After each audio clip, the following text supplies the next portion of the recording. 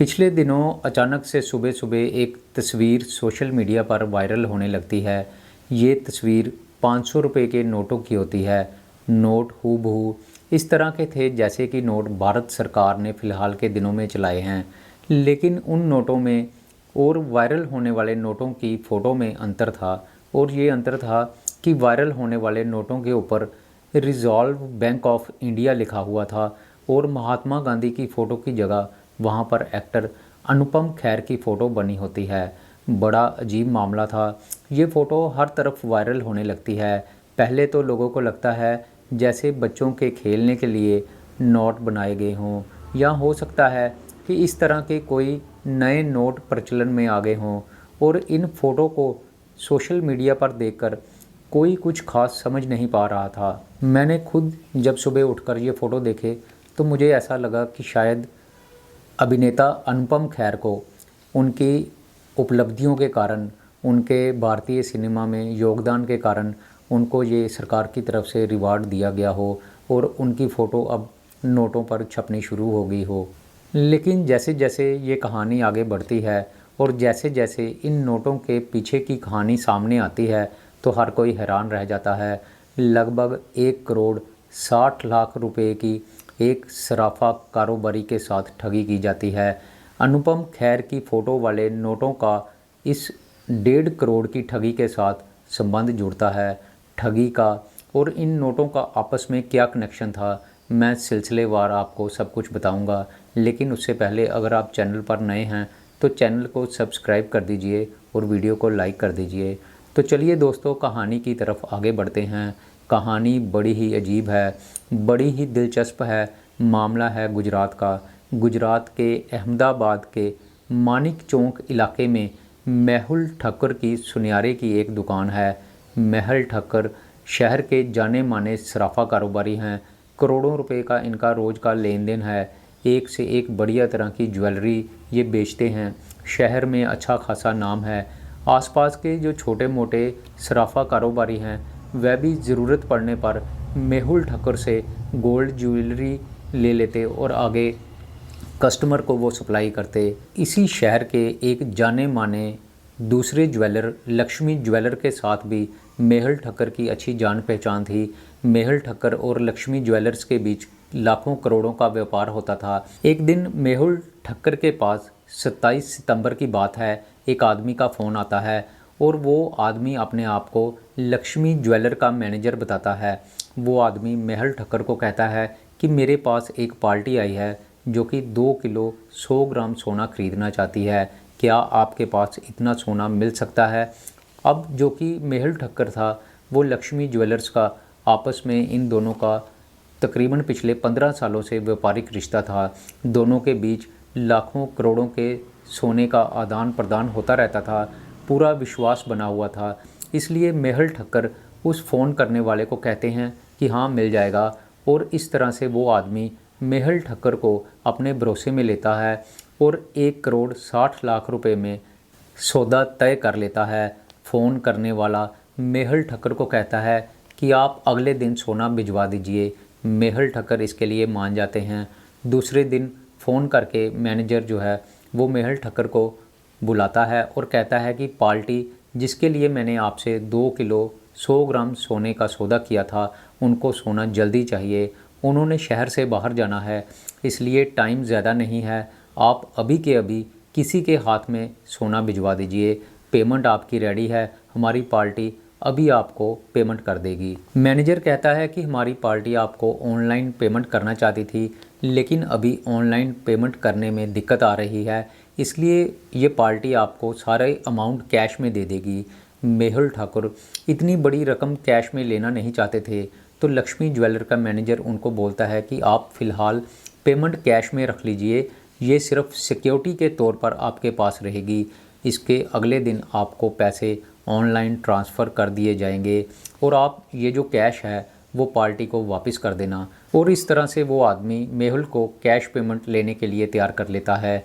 मेहुल और लक्ष्मी ज्वेलर के बीच काफ़ी सालों से व्यापार चल रहा था, इसलिए मेहुल विश्वास कर लेते हैं और वो अपने आदमी के हाथों सोना भिजवाने के लिए तैयार हो जाते हैं। दूसरी तरफ लक्ष्मी ज्वेलर का मैनेजर मेहुल को कहता है कि आप अभी सीजी रोड पर एक कोरियर कंपनी है, वहाँ पर सोना भेज दीजिए, वहीं पर आपको आपके सामान की फुल पेमेंट दे दी जाएगी। व्यापारी मेहुल फ़ौरन से अपने एक आदमी को 2 किलो 100 ग्राम सोना देकर सीजी रोड के लिए रवाना कर देता है। जब मेहुल का आदमी सीजी रोड पर पहुंचता है, वहां पर पहले से ही 3 आदमी मौजूद थे। एक आदमी वहां पर नोट गिनने की मशीन लेकर खड़ा था, दूसरा वहां पर सरदार जी के गेटअप में था और तीसरा आदमी कोरियर कंपनी के बाहर बैठा हुआ था। मेहुल का आदमी जब कोरियर फर्म में पहुंचता है, वहां पर 2 आदमी एक बड़ा सा बैग उसको पकड़ाते हैं और कहते हैं कि इसमें 1 करोड़ 30 लाख रुपया है, आप इसको रखिए और मशीन से गिनवा लीजिए, तब तक हम बाकी के 30 लाख रुपया दूसरे ऑफिस से लेकर आते हैं। मेहुल का आदमी उनकी बातों पर यकीन करके सोना उनको दे देता है और इस तरह से वो दोनों लोग एक एक करके वहाँ से निकल जाते हैं। मेहुल के स्टाफ का आदमी पास खड़े तीसरे आदमी को, जिसके हाथ में नोट गिनने की मशीन पकड़ी हुई थी, उसको नोट गिनने के लिए कहता है। दोनों बैग को खोलते हैं और जैसे ही वो उन नोटों को बाहर निकाल कर देखते हैं तो उनके पैरों तले की ज़मीन खिसक जाती है, क्योंकि नोट हूबहू 500 के नोटों के जैसे थे, लेकिन उस पर जो फ़ोटो लगी थी वो महात्मा गांधी की नहीं बल्कि अभिनेता अनुपम खेर की लगी थी। नोटों के ऊपर आरबीआई यानी कि रिज़र्व बैंक ऑफ इंडिया नहीं लिखा हुआ था, बल्कि उसके ऊपर रिज़ॉल्व बैंक ऑफ इंडिया लिखा हुआ था। मेहुल का आदमी घबरा जाता है और फ़ौरन से अपने मालिक को फ़ोन करता है और कहता है कि हमारे साथ धोखा हो गया है। जिस पार्टी को हमने सोना देना था उसने हमें नकली नोट पकड़ा दिए और सोना लेकर रफू चक्कर हो गए। मेहुल को जैसे ही इस बात की खबर मिलती है, मेहुल फ़ौरन से मौके पर पहुंचता है, लेकिन मेहुल जब वहां पर पहुंचता है तो वहां पर से ठग जो है वो सोना लेकर रफू चक्कर हो चुके थे। मेहुल घबरा जाता है और आसपास के दुकानदारों से पूछताछ करने लगता है, तो आसपास के दुकानदार उसको बताते हैं कि यहाँ पर तो कोई कोरियर फर्म थी ही नहीं, बल्कि कुछ दिन पहले ही एक कंपनी शुरू की गई थी, बाहर बोर्ड लगा हुआ था। जब इस बारे में मेहुल और अधिक जानकारी निकालने की कोशिश करता है तो उसको पता चलता है कि कोरियर फर्म रजिस्टर्ड थी ही नहीं, बल्कि एक फर्जी कोरियर सर्विस बनाई गई थी, जिसका मकसद सिर्फ उसको लूटना था। लक्ष्मी ज्वेलर का मालिक, जिसने ये सारी डील करवाई थी, उसको फ़ोन किया जाता है, लेकिन उसका फ़ोन स्विच ऑफ आने लगता है। अब मेहुल को एहसास हो चुका था कि उसके साथ ठगी की गई है। मेहुल थक कर पास के ही नवरंगपुरा पुलिस थाने में एफआईआर दर्ज करवाता है।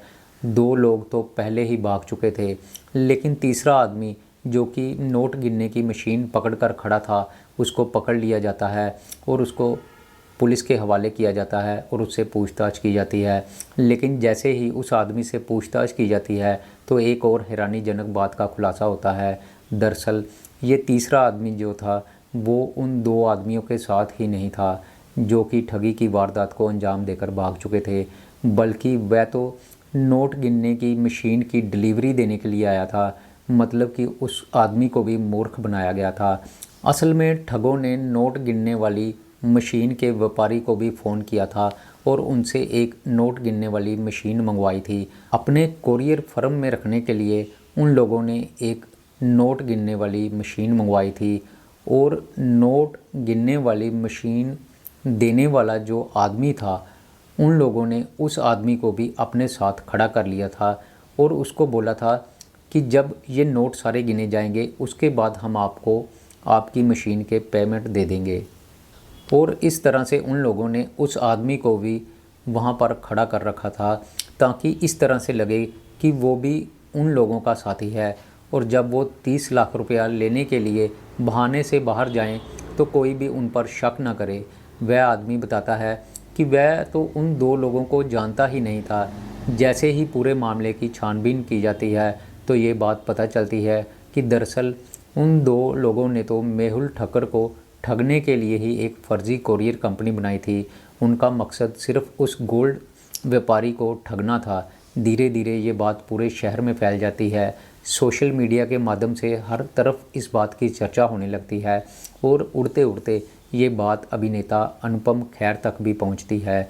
जैसे ही अभिनेता अनुपम खेर को इस ठगी की वारदात के बारे में पता चलता है तो वो ट्विटर पर एक पोस्ट डालते हैं जिसमें कि वो कहते हैं कि लो जी कर लो बात, अब तो नोटों पर महात्मा गांधी की फ़ोटो की जगह मेरी फ़ोटो लगने लगी है, आज के ज़माने में कुछ भी हो सकता है।